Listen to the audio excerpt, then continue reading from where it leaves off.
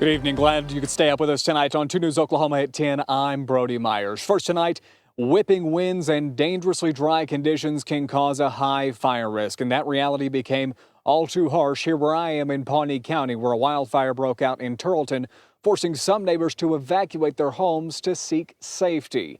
Our state's fire risk is high right now and could get more severe as the week goes on. Tonight, I'm sharing what happened today in Terlton, and the expertise of a Green Country fire chief. A beautiful Oklahoma day marred by fire. Here in Terlton, neighbors like David Greenway had to leave their homes behind, going to safety.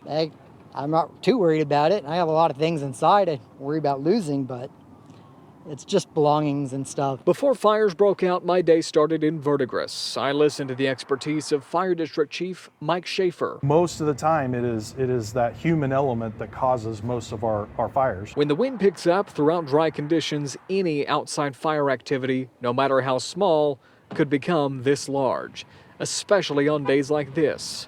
A nice reprieve from our recent cold weather. So we've got a lot of people that are out there cleaning out their fireplaces, and they're taking those ashes outside, believing them to be cool, and they're discarding them. So once you start breathing that really dry, warm air on those, it's basically like taking a puff on a cigarette. You know, it's reigniting those embers. I want you to take a look at this. That grass is dormant, bone dry, the perfect accelerant for a fire. But over here you can see the soil is still pretty moist, the remnants from our February winter weather.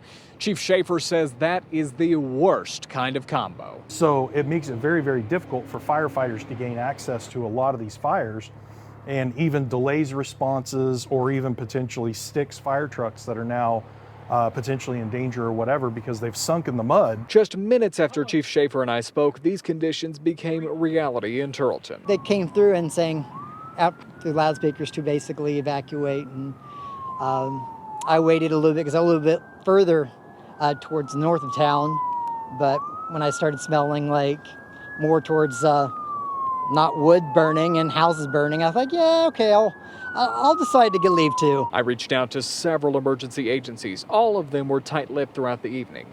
I could only report what I saw with my own eyes, smoke slowly dissipating throughout the evening, but 5700 Road remaining closed to neighbors for several hours. David Greenway with this parting request. We need people in this area to clean up the debris around their homes and get rid of fire hazards.